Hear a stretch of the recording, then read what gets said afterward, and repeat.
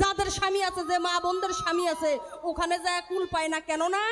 ওখানে শরীয়তের একটা ডান্ডা আছে, ওই ডান্ডা দিয়ে একদম কইরা ঠান্ডা ঠান্ডা কইরা দিব। তাই ওই জায়গায় যাওয়ার কুল ওরা পায় না। কয়ে শরীয়তের আলেম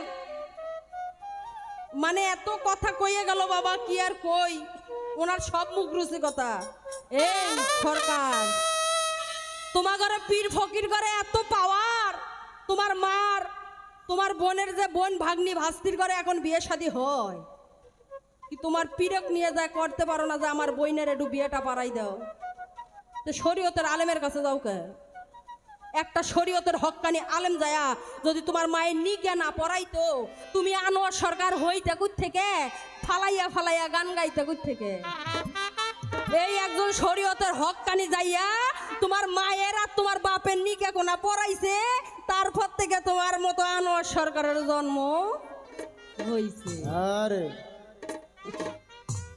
বাবা, আর কথা কয়, গান কয়, আর কয় কি কায়দা আছে? কে বাবা, যেখানে কায়দা আছে বেকায়দাও আছে না?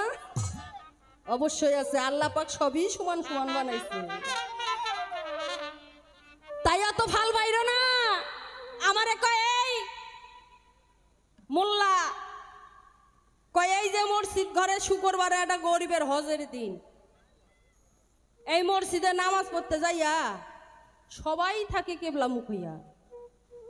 এই যে যখন খুতবা পাঠ করে ইমাম সাহেব, কেন পূর্ব মুখ হইয়া খুতবা পাঠ করে? এই জন্যই তো কই, ওরা তো মসজিদ কি জিনিস তোকেই দেখে না বাবা।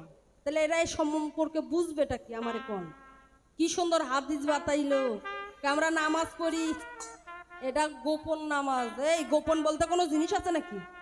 গোপন কারে কয়? যে জিনিস দেখা যায় না, ঢাইকে রাখছেন আপনারা শরীয়ত দিয়া, এইটা হইল গোপন।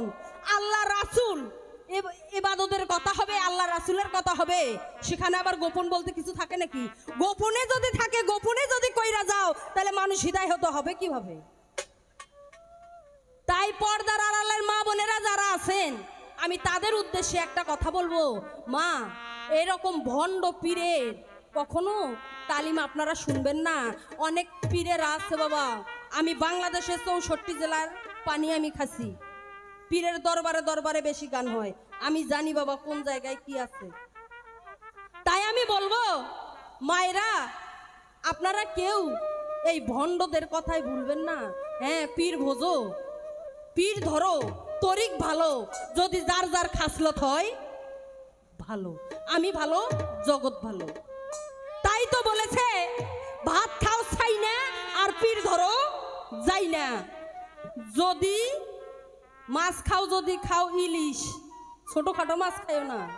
আর যদি নাং করবার মন চায়, তাহলে করো পুলিশ, কোনো বিচার সদাই হবে না। তাই ধরলে ধরার মতো ধরো, না ধরলে এই কলঙ্কিত কইরা এই তরুকটারে নষ্ট কেউ কইরো না। অনেক পীর আছে বাবা, ভক্ত হয়তো কিছু জানে না, জানার জন্যই তো যায় একটা পীরের দরবারে।